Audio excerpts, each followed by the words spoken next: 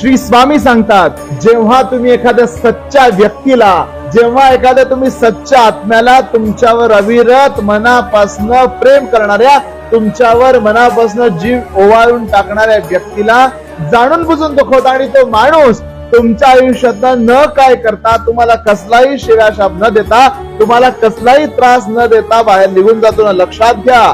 तेव्हा त्याचा आराध्य त्याच्या मागे उभारतो, तेव्हा त्यानं तुम्हाला शिव्या नाही देऊ दे, तेव्हा तुम्हाला शाप नाही देऊ दे, त्यानं तुमच्याविषयी कुठलीही वाईट गोष्ट नाही बोलू दे, पण प्रकृती बदला घेते. हा निसर्ग, ही प्रकृती त्याचा बदला अवश्य घेते. प्रकृती सांगते की चांगल्या माणसावरचा अन्याय प्रकृती कधी सहन करत नाही. तुमचा आराध्य तरी किती बळकट असला आणि तुम्ही जाणून बुजून चुकत असाल, जाणून बुजून वाईट वागत असाल, जाणून बुजून एखाद्याला दुखवत असाल, तर तुम्हाला या जगात कुणीही वाचवू शकत नाही. हे स्वामी वचन आयुष्यभर लक्षात ठेवा. श्री स्वामी समर्थ.